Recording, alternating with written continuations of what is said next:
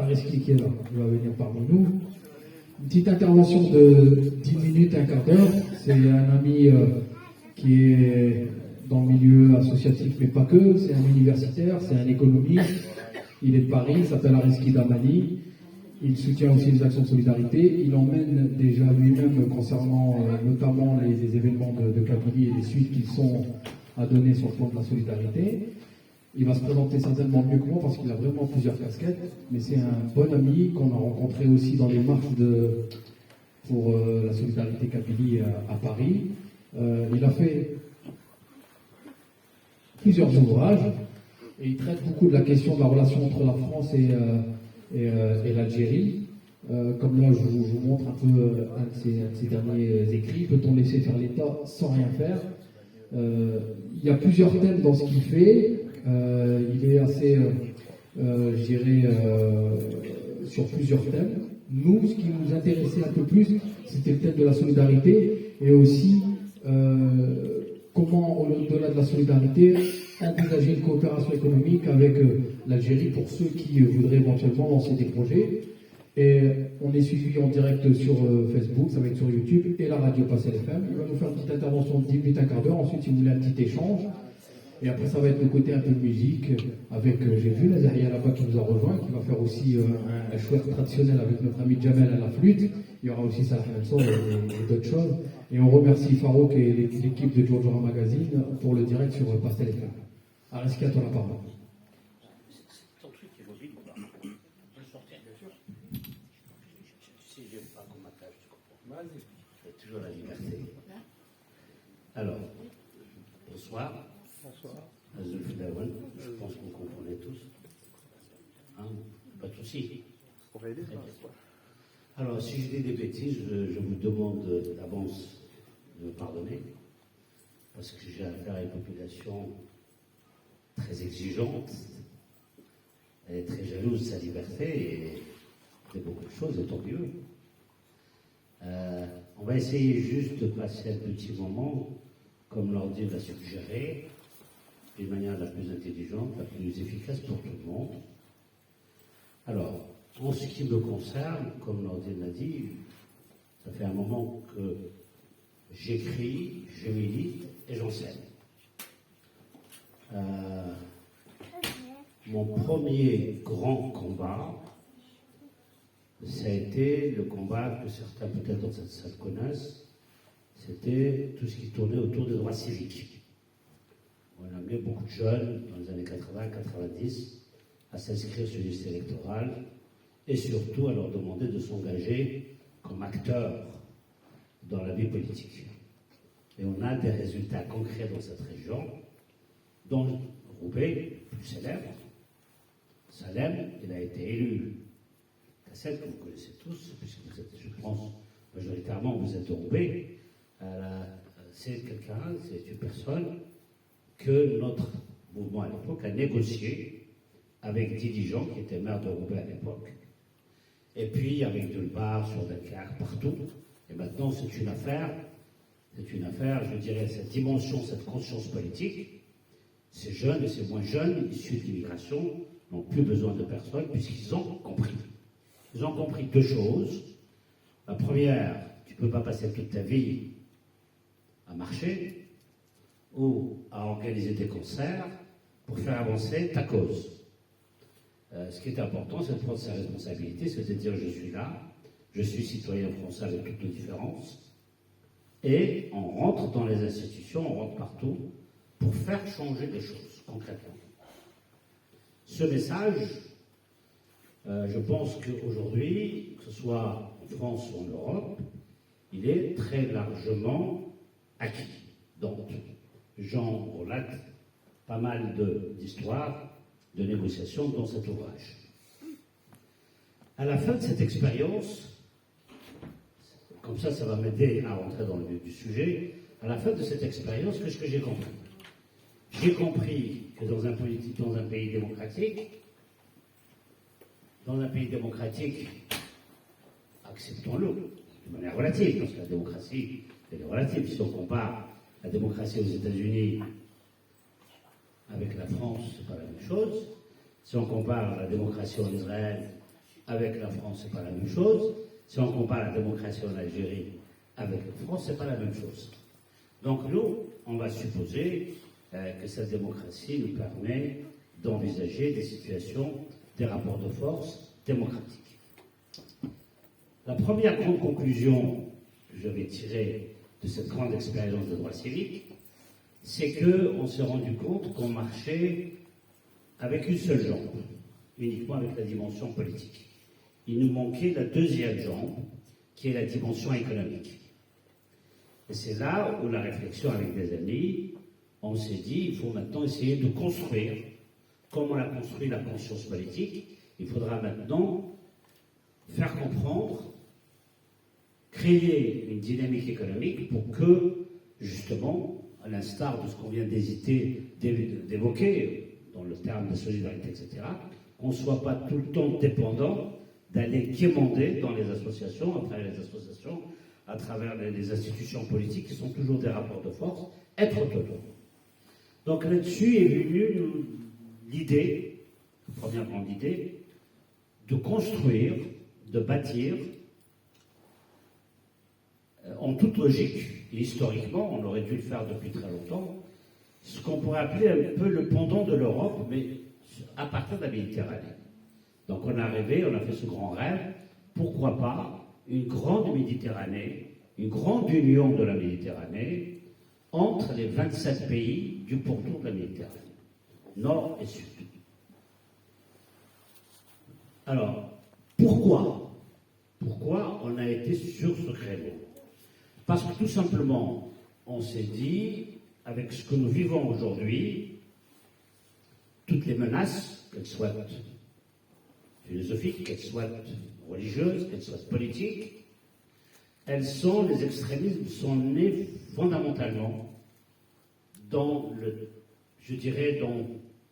dans l'ignorance, dans la faim, dans des frustrations, etc. Et si on veut construire ce grand projet méditerranéen, on ne pouvait pas le faire vu le nombre de conflits qu'il y a au niveau de la Méditerranée. Algérie, Maroc, Libye, Égypte, on peut faire tout, Turquie, Grèce, etc., etc. On a cherché des solutions politiques. Tout ce qu'on a essayé de faire au niveau politique, ça a été un échec. Donc on a repris une vieille idée qui a marché pendant 7 siècles dans l'ADN de la Méditerranée, c'était l'époque des Phéniciens. 7 siècles avant Jésus-Christ, la Méditerranée, au-delà de la Méditerranée, le monde était dominé par ce qu'on appelle le monde phénicien. Et le monde phénicien était un monde essentiellement de commerçants. Les Phéniciens, c'est la conjonction de beaucoup de peuples par rapport aujourd'hui. C'est le Libanais, c'est le Syrien, c'est le Palestinien, c'est les Juifs, qu'ils avaient tous dans cette région-là la même capitale, qui était Tyr. Et donc, ces Phéniciens n'avaient qu'une seule chose, c'était de créer des comptoirs de commerce partout, sur toute la Méditerranée, et au-delà, de l'autre côté jusqu'à La Rochelle, et de l'autre côté jusqu'à Conakry en Guinée. 7 ans de développement, de croissance. Ils n'ont pas besoin ni de faire des gens des esclaves, ni de les occuper, ni quoi que ce soit. C'était juste échange de marchandises.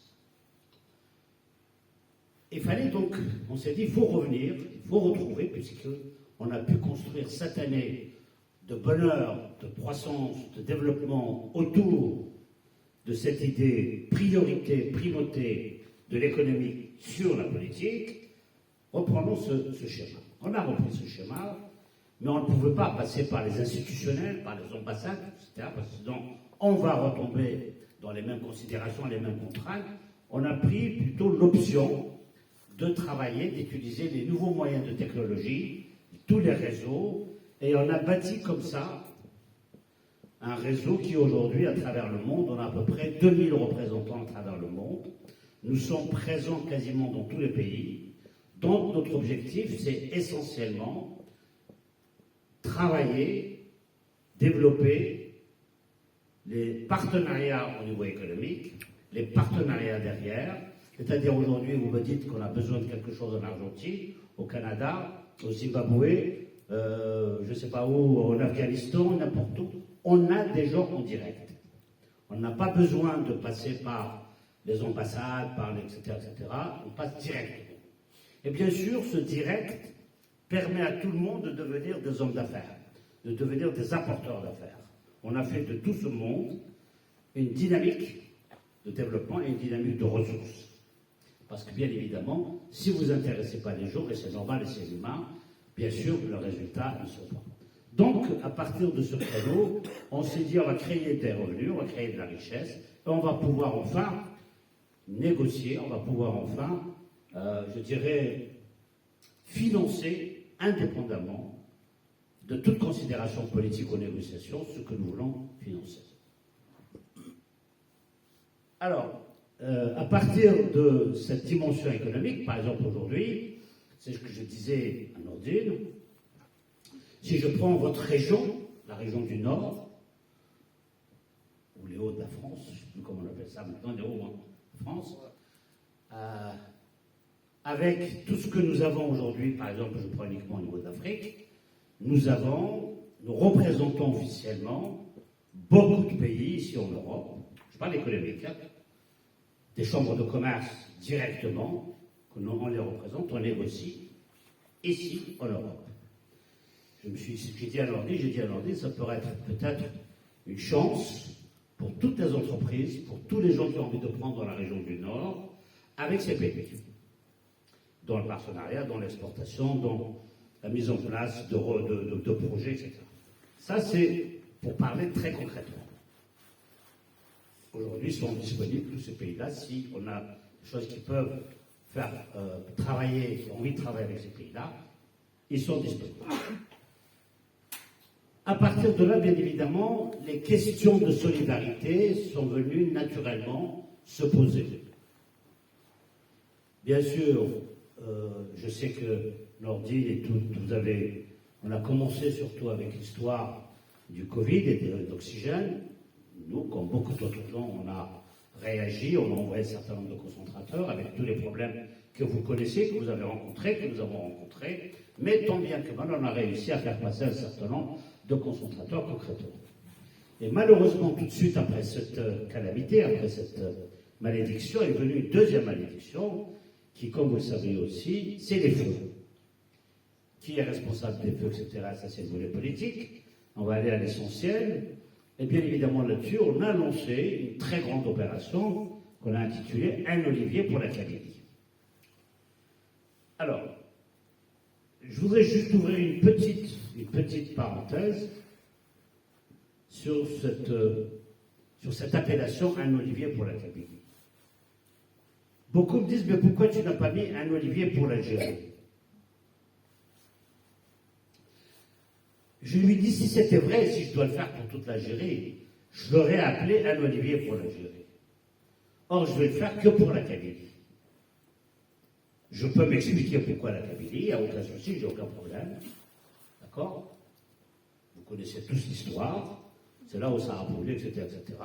Je n'ai aucune attitude ni négative, ni quoi que ce soit à l'égard de qui que ce soit, juste pour que les choses soient très claires.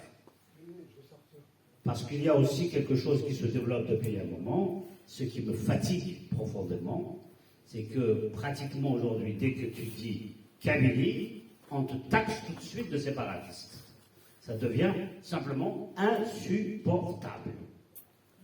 Tu es incapable de parler tranquillement pour essayer de parler. J'ai dit ce que je dis à tous mes copains, j'ai dit, vous êtes de Constantine, vous êtes d'Oran, vous êtes tout ce que vous voulez, ça vous empêche de faire des choses pour votre région, personne ne vous empêche.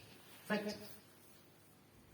Et puis, dans la réalité, je dis, c'est là où ça a brûlé. Maintenant, si vous me dites ça a brûlé à Pécha ou à Biskra ou à Oran, etc., il n'y a pas de souci. On peut les intégrer dans le programme, mais il n'y en a pas. Ça a brûlé nulle part. Voilà, je voulais vraiment qu'on soit, parce que je sais que c'est pour ça que je vous ai commencé en disant, je voudrais mettre des choses très claires. J'ai mon idée sur le sujet, on peut en parler, etc., c'est pas un problème. Mais je voudrais juste qu'on finisse avec cette terreur qu'on est en train, ou cette tyrannie qu'on est en train d'imposer. Dès que tu prononces le terme de Kabylie, bientôt on va te mettre sur la même liste qu'Israël, le Maroc, le machin, etc. L'ennemi extérieur.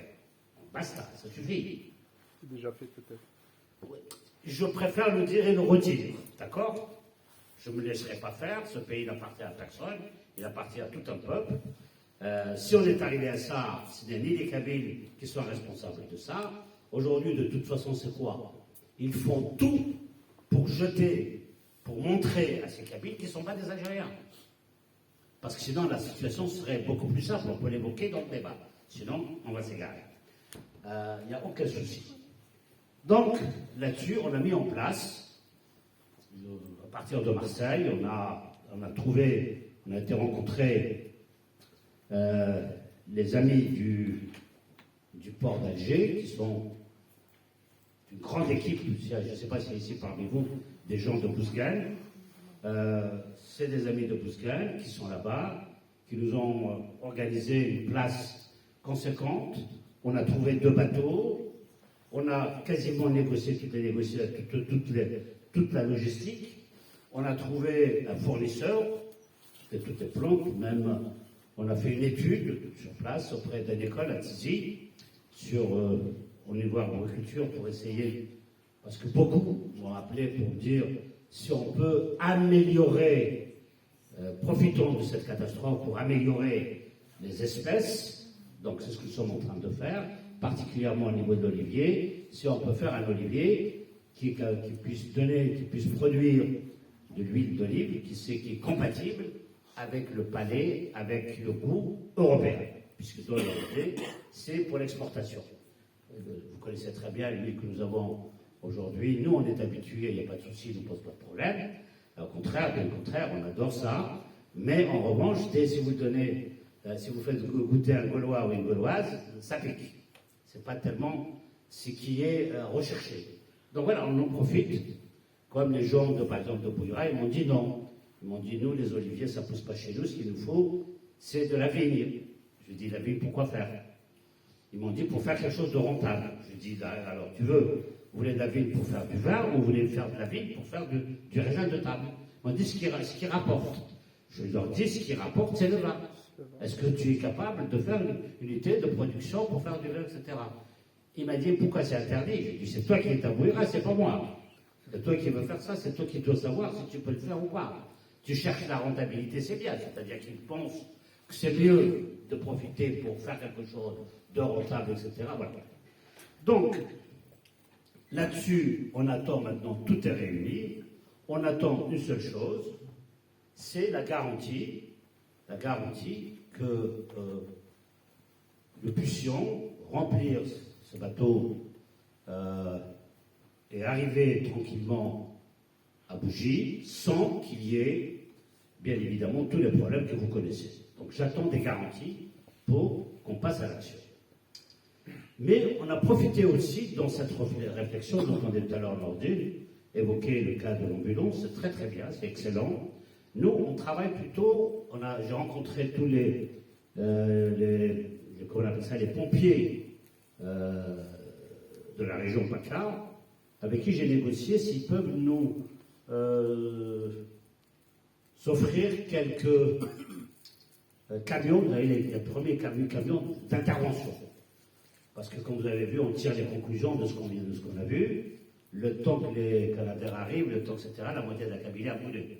Alors que si on arrive à être en mesure, dans chaque haroche, on leur met 1 ou 2, ne serait-ce que pour les premières interventions, je pense que ce n'est pas la solution parfaite, mais ça peut aider pour contrôler, maîtriser suite au départ.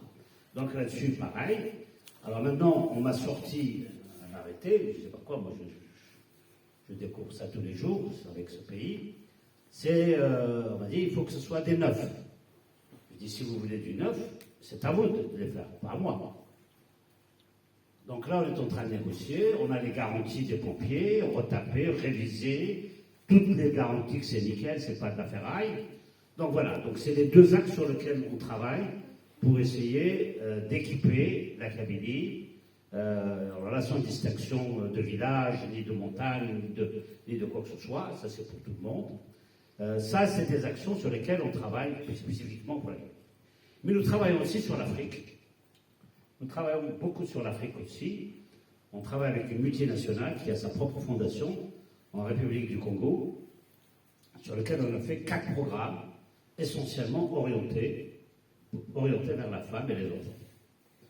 Mais, comme je disais à Nordine, l'humanitaire que j'essaie de développer n'est pas de l'humanitaire d'assistanat. D'accord, ça ne sert à rien, comme dirait Mao Tse-tung, vous connaissez tous. Ce qui est important, si tu veux aider un peuple, c'est pas de lui donner du poisson, c'est de lui apprendre à pêcher, pour qu'il soit autonome, indépendant, etc. Donc, on est dans cette logique pour essayer de mettre des outils, d'abord pas gratuitement, parce qu'on essaye de les mobiliser, de pouvoir travailler avec leur production, leur acheter leur production. On a 4 projets sur, par exemple, c'est une idée qu'on pourrait reprendre pour l'Algérie très très très facilement, c'est ce qu'on appelle des œufs à couver, c'est-à-dire qu'ils sont là, ils sont prêts à éclore, avoir des petits poussins, etc., et du poulet, monter toute la filière du poulet à partir de là. On a au niveau aussi des machines, on a des machines à coudre, etc., qui peuvent rendre très vite une famille de manière indépendante, avec un centre d'achat, de production, etc. Si ça vous intéresse, on en parlera après. Voilà, donc on a aujourd'hui la capacité, effectivement, d'agir et d'être reconnu comme partenaire, soit dans ce qu'on appelle l'activité marchande, c'est-à-dire du business, comme dans l'activité non marchande, en l'occurrence l'humanitaire. Voilà à peu près très vite ce qu'on essaye de faire, parce que je crois que c'est beaucoup plus intéressant pour tout le monde, qu'on ait un échange entre nous s'il y a des questions. Ce serait beaucoup plus vivant, beaucoup plus clair, sachant bien évidemment s'il y a parmi vous des gens qui veulent montrer des projets économiques, industriels, tout ce que vous voulez, je suis à votre disposition, que ce soit là, que ce soit des sociétés du Nord, n'importe quoi, il n'y a aucun souci. Là, je n'ai pas encore parlé avec Nordine, mais je vais lui proposer de participer. On a un très très très grand projet qu'on est en train de récupérer, vous connaissez tous Eurovision. Nous sommes en train de récupérer ce concept avec les 200 télévisions qui travaillent sur le projet pour faire la même chose avec un concept qui s'appelle Africa Vision, avec 2 thèmes vraiment centraux. C'est l'image de l'Afrique, je dis bien de l'Afrique. Moi, je suis africain, je ne suis pas arabe, je suis nord-africain, je ne suis pas maghrébin.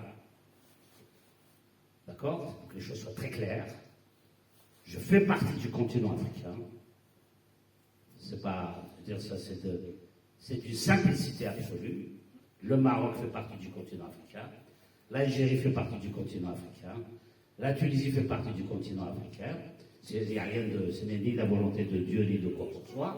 C'est anthropologique, c'est tout ce qu'on veut, c'est géographique. Donc l'Afrique, l'identité africaine, on doit se la approprier. Et non pas, encore une fois, travailler, nous monter, nous décrire, de créer des choses dont nous ne se retrouvons pas, donc ce qui n'est pas notre identité, qui n'est pas notre personnalité, qui n'est pas notre histoire. Voilà, donc là-dessus, on va faire 2 thèmes. Il y a l'idée de l'Afrique, de tout le continent africain, de l'âme africaine, puisqu'on a les Caraïbes dedans et l'euro et l'africo-américain ou américain-africain, tous les États-Unis, les Afro-américains, et on a aussi la thématique de la femme africaine. C'est quelque chose qui peut être aussi l'occasion pour aborder un certain nombre de sujets, puisque comme vous savez très bien, c'est un événement planétaire où nous avons la moitié de l'humanité qui suit ces événements. Voilà, Nordine, merci, j'ai été peut-être un peu long. Je vais prendre une discussion directe, si elle est nécessaire. Merci Areski, c'est très gentil à toi.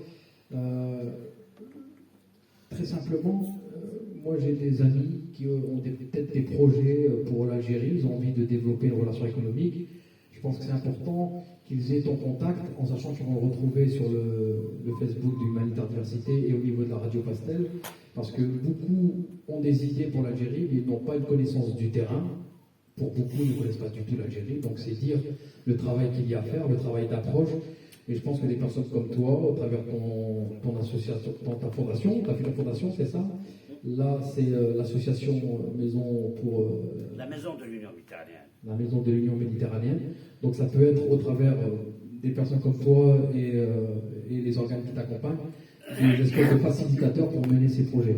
Je ne sais pas s'il y a des questions ou un petit échange plus ou moins rapide, comme ça on va essayer aussi de respecter le timing de la disponibilité de la salle, en sachant que vous pouvez retrouver pas mal d'informations sur le lien qu'on vient de vous donner, notamment celui de l'association humanitaire Diversité. J'avais juste une petite question, puisque, sauf s'il y a quelqu'un qui a une question ou pas? Non? Bon. Je donne le micro. Vas-y. Merci à Maudit, à Zoufek et à Arsène. Ça m'a fait grand plaisir de vous écouter. Moi, j'ai une petite question brève comme ça, quand vous parlez de l'économie en Afrique, en Algérie, en Kabylie en particulier. Donc, avant d'aller, mais moi, je vois qu'il y a un souci, en fait, à l'intérieur de ce pays, avec les citoyens. C'est que, pour la majorité, ils comptent beaucoup sur les richesses naturelles, à savoir le pétrole, le gaz, etc. Mais si on voit de plus près ces richesses naturelles, le pétrole, le gaz et toutes les autres richesses, c'est des richesses qui vont disparaître peut-être directement, indirectement dans le temps. On voit le premier consommateur aujourd'hui de ces richesses, c'est l'Europe. Et l'Europe aujourd'hui est en train de se reconvertir à l'électrique. Donc, moi j'ai écouté une fois une émission comme ça à la télé, où des économistes comme vous qui disaient que dans 20 ans, dans 30 ans, ce pétrole-là coûtera plus cher à l'Algérie de l'extraire de la terre.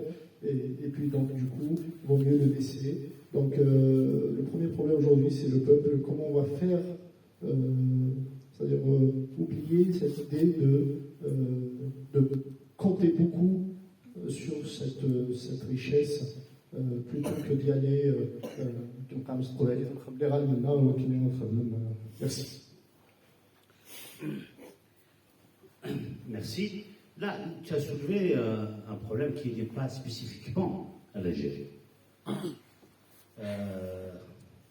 Historiquement, quand tu regardes l'histoire de l'humanité, du développement, tous les pays qui ont mis en place un processus de développement cohérent, profond, continu, ce sont des pays qui avaient la capacité de dégager une plus-value, des richesses, une épargne à partir de l'agriculture. Donc déjà, il y a un passé, il y a une culture, il y a une tradition de travail. Je reprends ton expression de. Ceux-là, ils sont dans une cohérence, ils sont dans un développement continu. Après le phénomène de décolonisation un peu partout dans le monde, on a des nouveaux pays qui ont accédé à l'indépendance, et en accédant à l'indépendance, ils ont aussi accédé et récupéré leur richesse nationale. Bien évidemment, les premiers théoriciens de la théorie économique, ils ont pensé à quoi? C'est parfait. Au lieu de passer des années, des siècles pour constituer une épargne agricole, l'épargne, elle est là, à nous de l'utiliser pour en faire quelque chose. C'est la rente pétrolière, c'est la rente gazière, ou ce qu'on appelle c'est la rente hydrocarbure. Tu as le cas de l'Algérie, du Venezuela, du Mexique, du Nigeria, je ne vais pas tous les citer, tous les pays qui ont eu, dans un premier temps, on dirait, une bénédiction d'avoir la rente pétrolière, qui progressivement, cette bénédiction est devenue une malédiction. D'accord? Si je me recentre, parce que vous êtes plus passionné par l'Algérie, si je recentre le sujet sur l'Algérie, le pétrole, la rente pétrolière, c'est la source de tous les problèmes de l'Algérie, paradoxalement. La rente pétrolière, c'est vraiment la malédiction de toute l'Algérie. Pourquoi? Parce qu'on a accédé rapidement, à des revenus, surtout que quand les choses se sont accélérées à partir de 1971, les premières nationalisations. Quand Boumedienne avait décidé de faire les nationalisations, les premières nationalisations, c'était les hydrocarbures. D'accord? 71. 73, premier choc pétrolier. On passe de 2 $ le baril à 11 $. Deuxième choc pétrolier, 78. On passe de 11 $ à 38 $. Ainsi de suite. C'est monté jusqu'à 140 $ le baril. Ce qui permet d'avoir des revenus conséquents. Qu'est-ce qu'on a fait de ces revenus? 80%, c'est parti dans la corruption. 80%. Si aujourd'hui, tu ne peux rien changer dans ces pays, regarde le temps qu'on a mis pour obtenir quelque chose sur l'Irak, regarde aujourd'hui ce qui se passe en Iran, regarde ce qui se passe, photocopie, au Venezuela, partout où tu as une rente pétrolière, le régime en place a des forces financières, a des moyens financiers pour se tenir. Aujourd'hui, ce qu'on appelle nous tous les généraux, le régime politico-militaire, que tu veux, en Algérie, c'est essentiellement, ils sont là. Si demain tu dis il n'y a plus une goutte de pétrole, ils vont tous partir. L'Algérie ne les intéresse plus. Alors, comment on est arrivé à ce problème de dépendance? La corruption, elle est constituée comment? Je vais faire très simple. On a construit à côté des importateurs. On a mis en place des licences. Licence pour la banane, licence pour le kiwi, licence pour le poulet, licence. C'est des monopoles. Quand tu donnes à quelqu'un un monopole de pommes de terre, un monopole de bananes, quoi que ce soit, tout simplement, tu tues la production nationale. Tu la tues.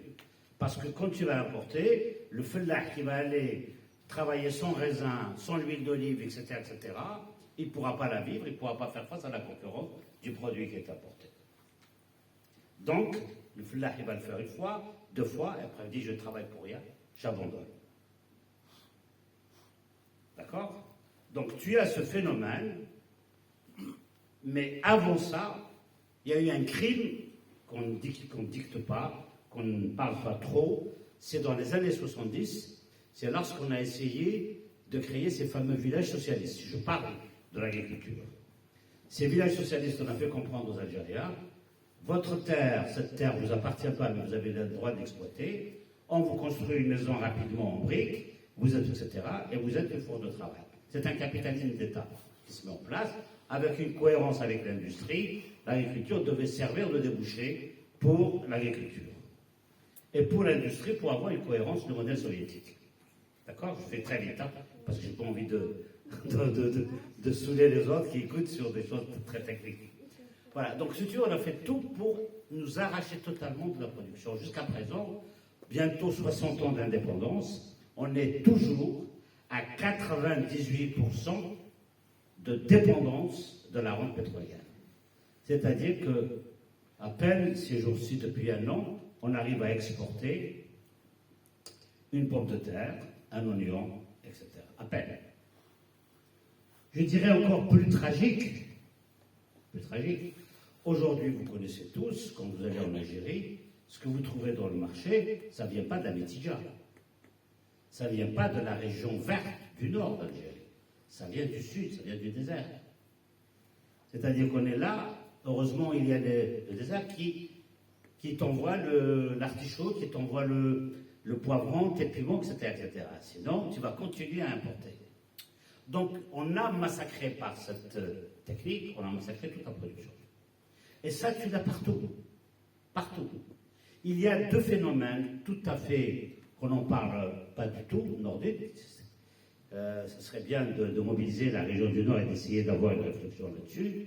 Quand tu formes tes yeux, et tu te poses une question. Tu te dis, tous les pays qui ont créé des mouvements nationalistes pour sortir le méchant colon du pays. D'accord? Nationalisme, etc.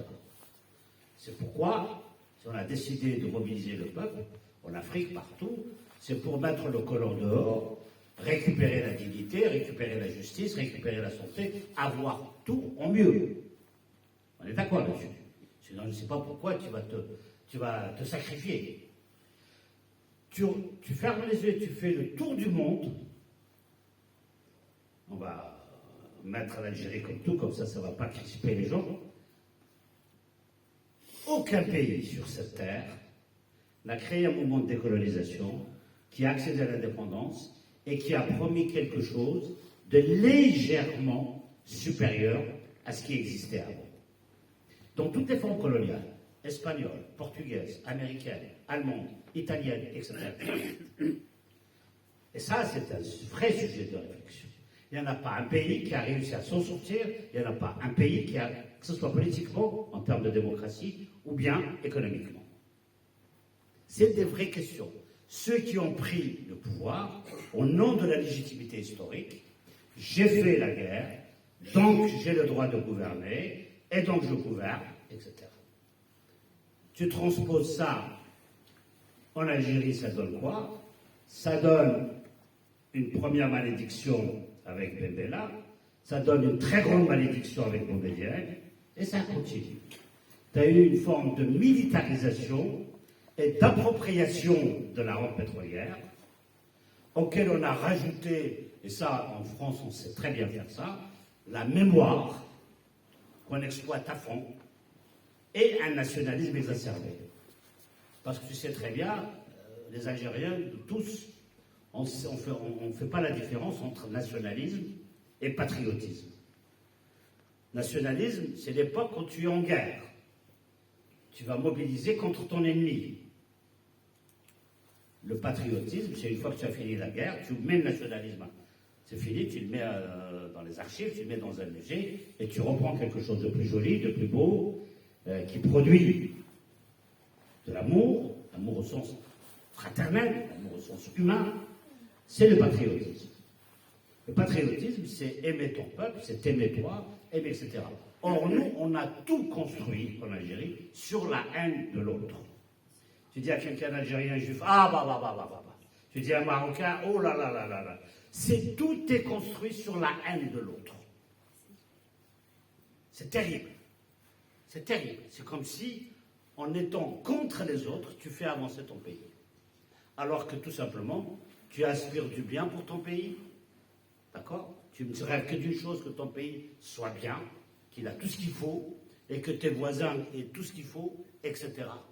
Tu comprends? Donc là, on tombe sur la politique, la manipulation, l'endoctrinement, c'est l'utilisation, l'instrumentalisation de la rente en termes de mémoire, de l'utilisation de la légitimité historique, etc. Tout ce qu'on sait faire, tu ne peux pas, tu n'as pas le droit à la hausse, etc. Moi, j'ai fait la guerre, etc., etc. Donc tout ça, très souvent en termes d'intellectuels, etc., bah écoute, il n'en reste pas grand-chose.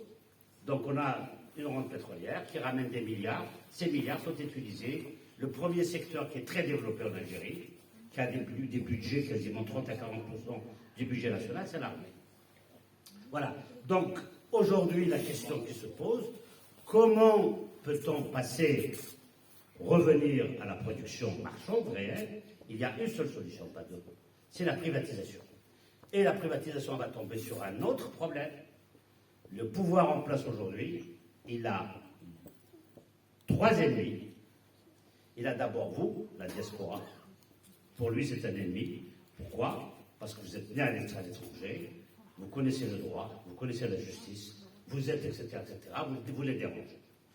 Alors que eux, ce sont des gens qui ne faut pas poser de questions. D'accord? La deuxième chose, c'est l'élite. Et trois, c'est la bourgeoisie au sens privé du terme. Donc lorsqu'on va arriver à privatiser, et moi je rêve même d'une idée à la japonaise, tu vois, pour finir définitivement avec la rente pétrolière, c'est de prendre la rente pétrolière, c'est de prendre la Sonatrach, d'en faire de la découper en parts et de les vendre aux Algériens. D'en faire, je vais te donner un exemple pour que tu comprennes bien. Tu sais comment le Barça est organisé? Avec des sociaux. Tu peux gérer, pour parler simple, tu peux gérer la Sonatrach comme ça. Permettre de faire ce qu'on appelle du capitalisme populaire. Là, oui. Là, tu peux dire, il y a un conseil d'administration, il y a une gestion, et c'est le peuple, réellement le peuple, qui peut bénéficier en fonction du nombre d'actions qu'il achète. D'accord? Sinon, c'est la privatisation. La solution, c'est la privatisation. Merci.